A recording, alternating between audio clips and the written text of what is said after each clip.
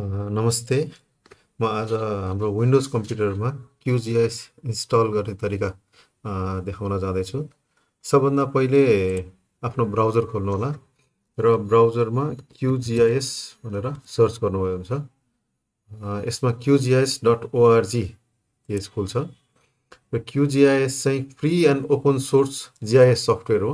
यसलाई हामीले प्रयोग गर्न कुनै पनि पैसा लाग्दैन र यो ओपन सोर्स पनि हो। त्यसकारणले हामीले अरू सफ्टवेयर जस्तो कुनै क्र्याक गर्ने यताउता कुनै झन्झट रहँदैन र QGIS चाहिँ विन्डोज, म्याक, लिनक्स विभिन्न उसको अपरेटिङ सिस्टमको लागि उपलब्ध छ। QGISमा गएर सबभन्दा पहिले डाउनलोड नाउमा क्लिक गर्नु होला र डाउनलोडबाट QGIS अहिले लेटेस्ट QGIS 3.8 भर्जन छ। यो डाउनलोड गर्न सक्नुहुन्छ। यसमा क्लिक गर्नु होला। QGIS डाउनलोड सुरु भइसकेको छ। यसलाई केही समय लाग्छ। मैले भने आफ्नो कम्प्युटरमा डाउनलोड गरिसकेको छु। यसलाई हामी इन्स्टल गर्न जाउँ। यसलाई अहिले मैले क्यान्सल गरेँ र पहिला डाउनलोड गरिसकेकोलाई इन्स्टल गर्छौँ। यो QGIS डाउनलोड गरिसकेपछि यस्तो फाइल आउँछ QGIS OSGO भन्ने। यसलाई डबल क्लिक गर्नु होला। विन्डोजको लागि हो।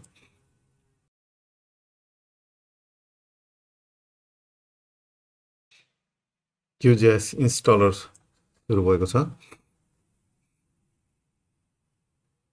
यसमा नेक्स्ट क्लिक गरिदिनु होला र टर्म्स लाइसेन्सलाई एक्सेप्ट गर्नु होला। नेक्स्ट।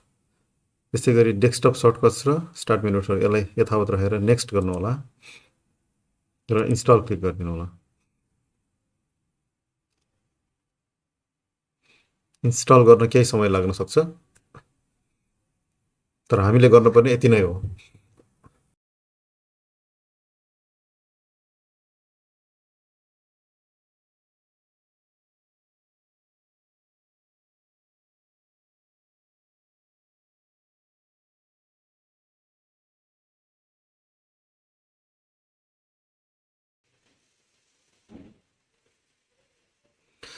र यहाँ हाम्रो QGIS इन्स्टलेसन कम्प्लिट भएको छ।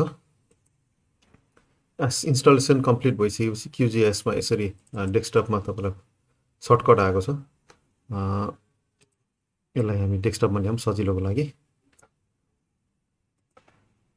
र यो QGIS भर्जन 3.28 इन्स्टल भएको छ।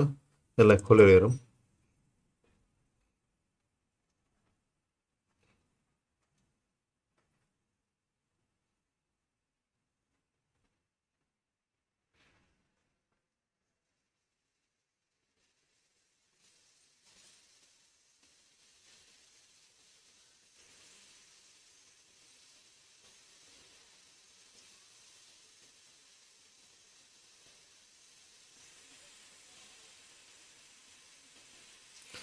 र यो QGIS स्टार्ट पेज तपाईँ देख्न सक्नुहुन्छ।